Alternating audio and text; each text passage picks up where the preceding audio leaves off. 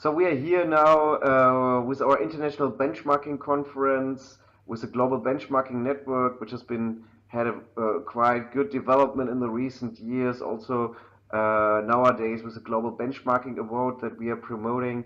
Um, could you tell us, you as a founding member of the global benchmarking network, how was it established and what was the mood at that time? Well, the origins of the GBN, Global Benchmarking Network, where, as you mentioned, I was a founding member, was a situation where um, we had been doing some benchmarking in the US, but there had not been quite as much exposure to it in Europe or Southeast Asia. And I had visits by representatives of those countries, and they asked me to come and put on an awareness session in Manchester, England. And it turns out that they actually had to move the venue from where they originally thought would be adequate to using the Opera House in Manchester. It was literally the only location big enough to hold all the people that wanted to come and understand this new technique. So after those experiences, it became obvious that we were going to have to do something to satisfy this demand.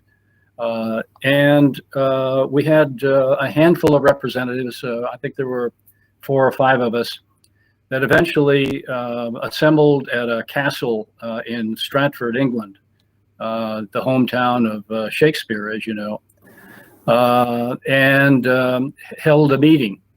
One of the really interesting aspects of this meeting and where we met was when we went into the entryway, here was this big statue of a knight in shining silver armor, with a sword, in front of him, kind of either a greeter or a protector. We weren't quite sure. But anyway, the objective was to decide, what was going to be the initiative for benchmarking. And motivated by these hugely successful workshops that we had. The consensus was that we form an organization that would spread the message of the art and science of benchmarking worldwide, and found competency centers in the countries that they represented. And I'm particularly pleased to look over my shoulder and see where we have upwards of 20 to 25 of those countries now represented in the GBN that stand ready and able to help the organizations in their countries and adapt benchmarking, obviously, to their needs. In addition to that, we and best practice benchmarking has been recognized by the American Society for Quality with a distinguished service medal as the new contribution to quality technology in pursuing the capture, exchange, and adoption of best practice worldwide. To become the best of the best.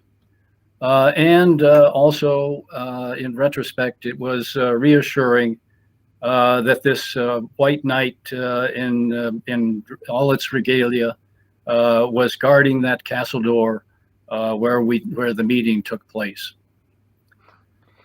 So thank you very much. I trust the Congress has met people's expectations.